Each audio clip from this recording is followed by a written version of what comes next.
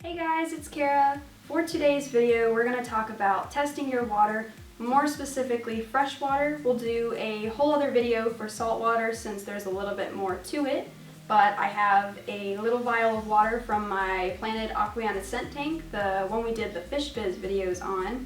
It's been up for about a month and a half to 2 months, so I'm pretty sure it's cycled, but we're going to find out together today. For this video, we're going to be using the individual tests from Sarah. We're going to be doing ammonia, nitrite, nitrate, and pH. But I'd also like to mention that we sell the Sarah Master Test Kit. That one comes with all 4 of the tests we're doing today, as well as 6 others, I believe. We're not going to be using those today because we don't need to know those results, but they are good to know if you keep freshwater planted tanks, are having an algae problem, you want to know the chlorine content of your water. They're all important, and if you buy the Sarah Master Test Kit, you get all of them. You can buy these tests individually, like I've got here, but actually if you do the math, it saves you a lot to buy them here in this Master Test Kit because you get more for your money. So we're going to go ahead and get started with testing our water. First thing I'm going to test is the pH. When you get one of these tests, make sure when you're ready to use it that you open up the bottle first and you use the top of the cap to pierce the bottle, and that is going to let you get the drops out. And then when you do add the drops to your test tube vial, make sure that you are holding it vertically and not horizontally, otherwise you won't get the exact amount you need for the drop. To test pH, you're going to need 5 milliliters of your water, and you're going to want to look for the bottom of the meniscus. Your water is going to dip, and the bottom of where the water dips is where it needs to be hitting the line that says 5 milliliters of water. And then once you've got 5 milliliters of water in your vial, you take your pH bottle, you add 4 drops of the liquid to your 5 milliliters of water, shake it up, and then you're going to compare it to the color chart and see what your pH is. This test is pretty instant. After shaking it up, you'll be able to read your results immediately. Alright, so I tested my pH, and it seems that my pH is around 7.5. And the way you tell is you look straight down and you move the vial around until you find the color on the color chart. Next, I'm going to test for ammonia. You're going to get 3 little bottles with this test kit. The bottles are numbered 1 through 3. Make sure you do these bottles in order, 6 drops of each. Ammonia is the first step in the nitrogen cycle. Chuck did a whole video on the nitrogen cycle, so feel free to go and watch that if you don't know what that is.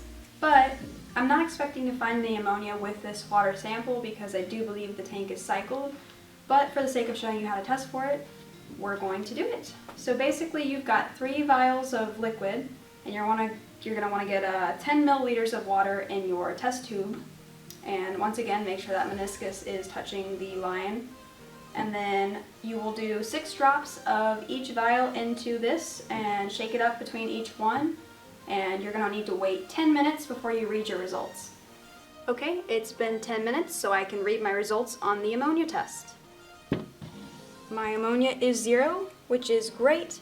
That is a very good sign. I'm thinking I'm cycled, but we're going to keep going on with the test to see if I am. The second step that we're going to test for is nitrites. And nitrite tests are pretty easy. 5 milliliters of water, and then you've got only 2 liquids that you have to use, and you're going to do 5 drops of each. And then shake it up, and you can read your results immediately. Alright, so I tested my nitrites, and they are 0, which is what I expected. Nitrites only show up during the cycle. You should not have nitrites at any other time during your tank unless there is a problem. If you read nitrites and your tank has been set up for a long time, you've got a problem and you need to address it. So now we're going to test for nitrates. Nitrates is pretty similar to how we tested for ammonia, but there is an additional part. So you're going to get 10 milliliters of water, and then you're going to do 6 drops of part 1 and part 2. But before you do part 4, you're going to use a little vial of powder, and you're going to get a little scoop, and I'll show you guys how tiny this scoop is.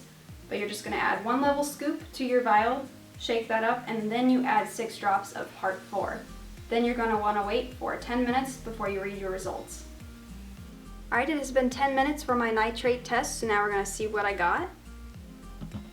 To me, that looks like a 0. It might be like 5, but it's really hard to distinguish 5 versus 0 on these tests, but I mean, it's exactly where I expected it to be.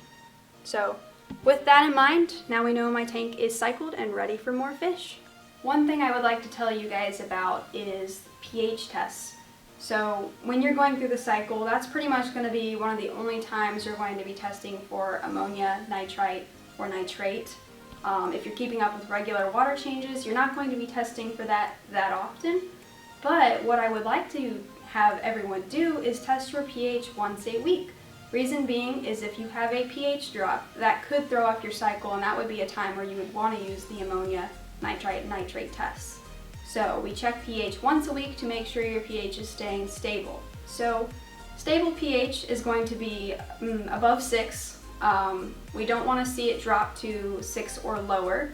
Reason being is if your pH is 6 or lower, the ammonia becomes bound in a form that your bacteria cannot consume. Therefore, they can't convert it over to less harmful materials, which are your nitrates.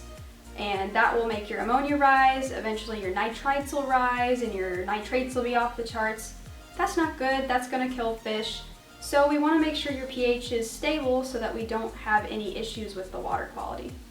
So that's about it for this video.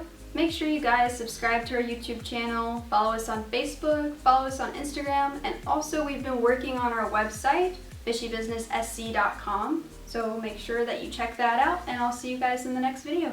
Bye!